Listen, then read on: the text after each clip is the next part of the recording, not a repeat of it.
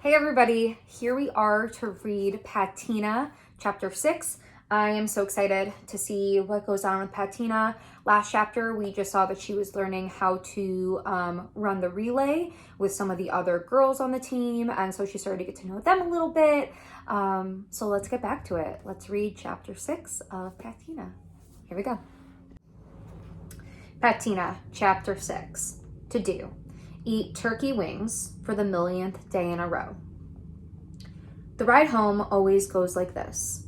Momly turns the radio news down, then asks how practice was. I tell her it was fine.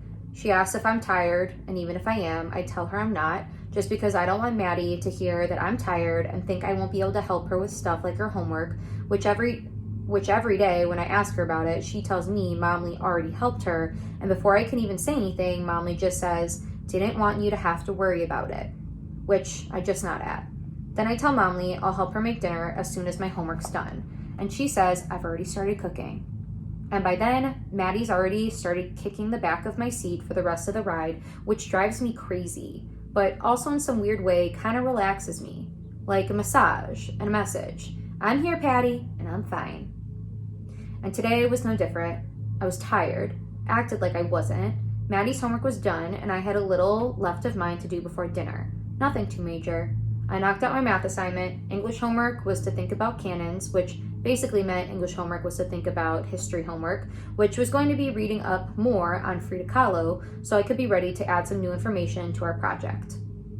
Not like anyone else was going to do. I figured TNT and Becca were probably at home.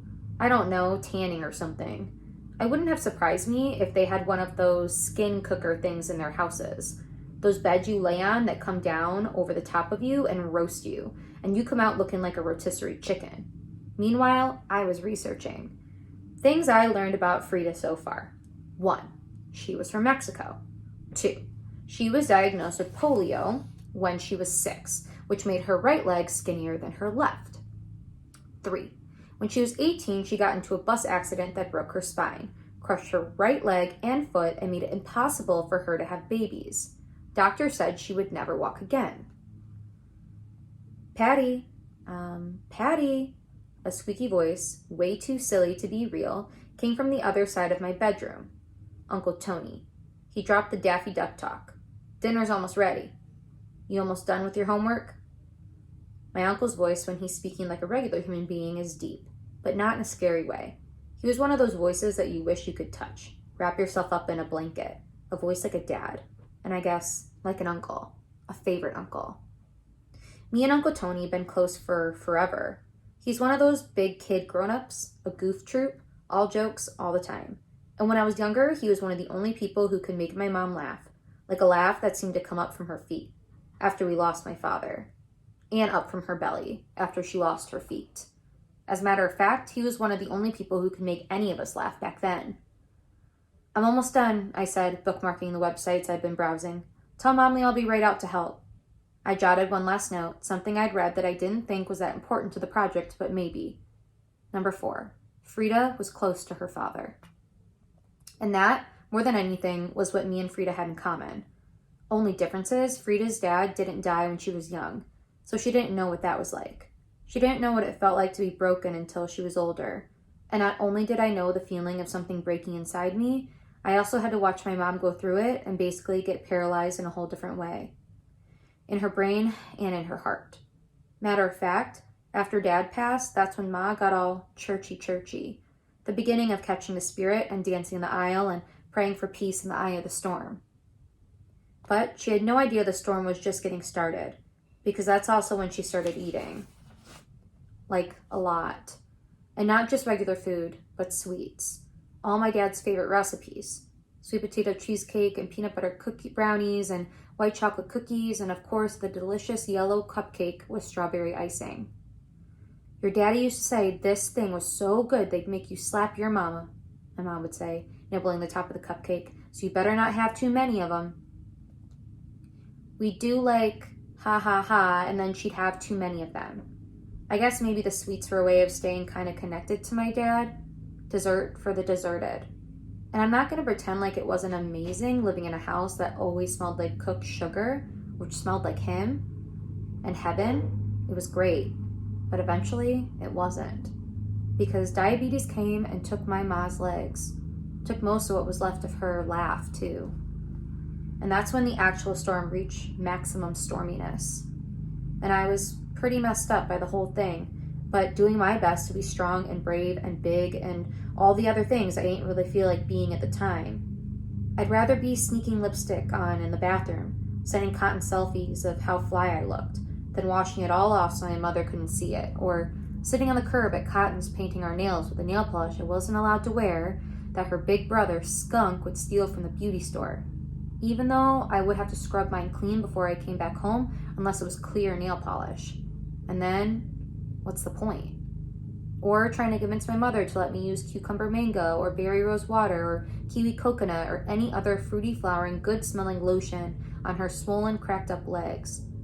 Flipping through magazines, cringing at kitten heels, even though those were the only ones I ever had a shot of wearing in Bev Jones's house. That's what I used to do, what I wanted to be doing. But I couldn't do none of those things no more. At least, not like I wanted to. Because now I had to look out for Maddie, who was just confused. I think she had just turned 4, too young to really understand what was going on with Ma's health, and it was really hard to explain it all to her. So I told Maddie that Ma's legs had to go away. Looking back on it, maybe it wasn't the best idea, but at the time, it was all I had. And it seemed to help. And that's when that crazy thing I was talking about earlier, that crazy moment with Maddie, happened. She asked me to help her write a letter. She said it was for school, so of course, I grabbed a pencil and a sheet of paper from her backpack, set Maddie in the little chair at her desk, and leaned over and asked what she wanted the letter to say. She wanted it to say this: Dear Mommy Legs. I remember my hand instantly started shaking and I was squeezing the pencil tight enough to snap it in half, but I kept writing what Maddie told me to write. Where did you go? And why did you have to leave? And what are you doing? Are you having fun without us? Are you jumping? Are you dancing? Are you running fast? Please come back. We miss you. Love, Madison Jones. I dropped the pencil.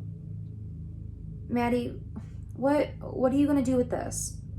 I tried to clear the shake from my voice, and it took me flexing every muscle in my body, even cracked my toes just to keep the tears inside my face. Thank you goodness her back was to me. First, I'm going to bring it to school for show and tell.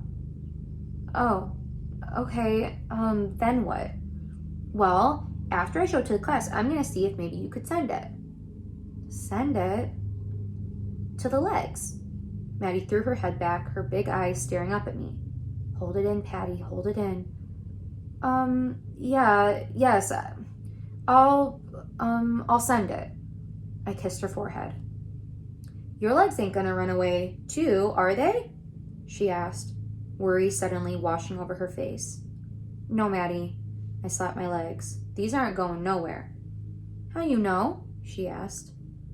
I didn't have a good answer to that and instead toothed my bottom lip to keep it from quivering. I just do. I eked out barely. I'll prove it. How? She asked. How you gonna prove it? Well, I don't know, but I'll figure it out. Don't say it, Patty. Don't say it. I promise. I said it and instantly felt like I messed up. Like I said something wrong. I wish I had an invisible cupcake to stuff into my mouth. Something. Some stupid pretend tea. Anything. I mean, how was it going to prove my legs weren't going to run away from me? Would this be one of those things I was going to have to hope Maddie just forgot about? But the pressure of it all was worth it, because the worry on Maddie's face unwound. She nodded, then hit me with the gut punchiest of all gut punches. Pinky promise? Oh no. Pinky promises for us ain't no joke. They're like contracts. Break a pinky promise and people will make you feel like you in jail or something. Friendship jail. Or in this case, big sister jail. Maddie held her pinky out. I hooked mine onto hers, touched thumbs. Now she knew there was no way I would let her down. Then she got back to business. She taped the letter, so you know where to send this. She followed. Blow after blow after blow. Killing me. Waffle. But this one, I couldn't answer at all. I just couldn't. So I just left, ran to my room, threw myself on the bed, curled into a ball. Breathe, Patty, breathe. Crazy thing was, the next day at school, we were having a field day, and I was paired on a relay race team with Lou. I know I said I'd never run one, but this wasn't like a real relay. This was just slapping each other's hands and running as fast as we could. And after our race, it was Lou who told me about his track club he was in at the time, the Sparks. That night, I went home and asked Uncle Tony and Mom Lee, and all the dots connected. My first club team. The rest, as they say, is history, or present. All I know is it just seemed like something somewhere, don't got souls, legs don't got souls, right? Was telling me to do, pushing me to do it. Not just for me, but for Dad and for Ma and for Maddie, who, bonus, I suddenly thankfully had an answer for, pinky promise and all. Turkey wings. Mom Lee made turkey wings every single night. Every single night. So it's always funny because when Uncle Tony says things like dinner's almost ready, I never have to ask what we're having. I know what we're having. Turkey wings with rice and a veggie. Usually broccoli, not even turkey breast or a turkey leg or even a turkey sandwich. Wings only. I had never had them before we came to live with them, and the first night Mom Lee cooked them, I told her I liked them, and that was it. It was set in stone, turkey wings for life. Mom Lee kept the kitchen just like she kept the car. Clean, germ-free, scrubbed from top to bottom, with something sudsy and bright colored, like sun yellow that smelled like rotten lemon or mutant green that smelled like if every flower in the world sneezed. I pulled up to the table. Maddie was peeling off the fat from the meat. Cauliflower tonight, white broccoli, but not nearly as white as the spotless dinner plates. After I told Mom Lee what I had to tell her every night, which was that I was sorry for not finishing my homework in time to help her, she kicked off the dinner small talk with telling us about her favorite patient. See, she got her own business, but it don't make her boat money, where she takes care of sick people. Emily's Expert Care, which I think is a terrible name, by the way. Ain't got no warmth to it, no hug in it. I think it should be called something like In Emily's Arms or Mobile Mom, something like that. Maddie thinks it should be called Mom Lee to the Rescue, and well, even though I don't like that name either, it would at least be a true statement. At least for Ma, because when me and Maddie went to go live with Mom Lee and Uncle, it just made sense for Mom Lee to add Ma to her client list, along with the most talked about of them all, Mr. Warren, who Mom Lee calls the sweetest old man alive.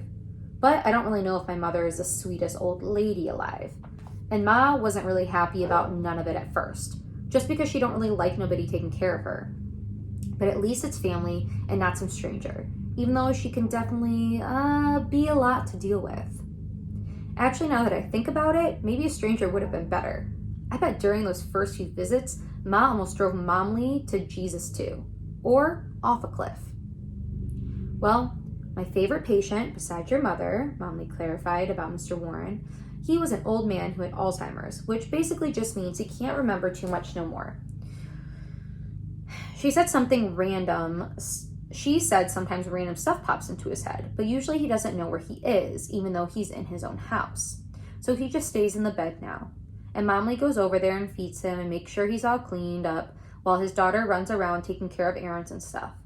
Mom Lee's been looking out for him for a long time. I went to use the bathroom, and when I got back to the room, he was up out of bed, tearing the room apart, looking for something. He was yanking clothes out of the closet and snatching pictures off the wall, so I asked him what he was looking for, and he said, something to buff the floor with. Buff the floor? Uncle Tony asked. I was just as confused. That's what he said, and when I told him the floor didn't need buffing, he explained that he had mouths to feed, and who was going to take care of his family. Mom Lee laid her napkin in her lap all proper like she was eating in front of folks she ain't know. Eventually, I got him to calm down, got him back in bed, where he seemed to just melt back into himself, and I put everything back in the closet and hung the pictures back on the wall. She shook her head. Just one of those days. Poor guy. Mom Lee took a breath and turned to me. Speaking of pictures on the wall, Patty, how's the whole Frida thing going? Mom Lee now pushed her fork through one of the tiny trees. Tired seemed to sit in her cheeks, make her face look saggy. It wouldn't have surprised me if she fell asleep right there at the table. It's Frida, right? I nodded. I'd asked her if she knew anything about Frida when we first got the assignment, but she said she didn't. She had seen her in pictures, but that was pretty much it. It's going okay, I told her. She seemed like a cool lady. Not as cool as you, Uncle Tony said, wiggling his eyebrows. I wasn't sure if Mom Lee was done small-talking me about my school project, but if she wasn't, Uncle Tony definitely ended any chance of it continuing because he awkwardly made a hard left into a totally different conversation. How was practice? Frida to track practice? Worst transition of all time.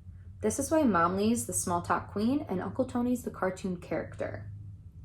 But I knew Uncle Tony wasn't trying to be rude and that his jumpiness was all about my second place loss at the meet on Saturday, which, by the way, he wasn't at. Had an emergency at the office.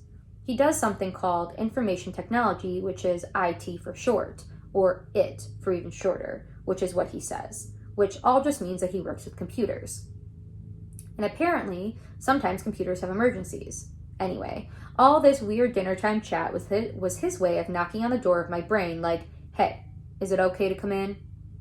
And if it wasn't for practice today, maybe I'd still be mad. I told him and Mom Lee and Maddie about being chosen for the 4x800 relay team and doing the waltz. The waltz? Like the ball gown, pinky in the air dance? Pinky in the air was Uncle Tony's way of saying fancy. Yep, it was to teach us something about being in tune with each other. Like knowing each other so well that we don't even have to think about the handoff. Maddie, sweetheart, eat your cauliflower. Mom Lee's exhausted voice slid between me and Uncle Tony's. Maddie groaned. Eat your cauliflower, I repeated. It'll make you strong. Uncle Tony followed my lead, curled his arm, making his muscles jump. Maddie smiled. Well, if doing the waltz is all it takes, then let me show you how to run even faster, Uncle Tony said. Then as soon as he said it, he braced himself, thinking I would catch feelings, as if I thought he was saying I don't run fast enough, and judging by Saturday, I don't. Not fast enough. But it was cool. Uncle Tony, I'm not mad no more, I told him, getting straight to the point so he could stop acting so weird. His shoulders dropped, rolled back as if he just unbuttoned the top button on his pants after a big meal. Oh, thank God, he exhaled the words, and I smirked. Then tapped my fork on Maddie's plate. She stabbed a piece of cauliflower, lifted it to her mouth. Uncle Tony continued. So yeah, if you want to run faster, try this. He scooted out from the table, Mom Lee already frowning at whatever was coming, and then it came. The strangest thing I've seen Uncle Tony do, maybe ever. The Running Man. Spastic and offbeat and all over the place. Maddie busted out laughing, white mush in her mouth, and I was right behind her, my laughter scrubbing away the last 10% of sad in me. Uncle Tony lurched forward, pumping his legs, panting. This is how you do it, Patty. And I kept snickering. My uncle, a straight-up clown. That is the end of chapter 6. We really heard some emotional pieces from Patty about taking care of her sister and, her mom needing to lose her legs and trying to help Maddie understand that as a 4-year-old. That must have been really challenging for them. All right, tune in next time for our next chapter. Hope you have a good day. Stay safe. Wash your hands. See y'all later.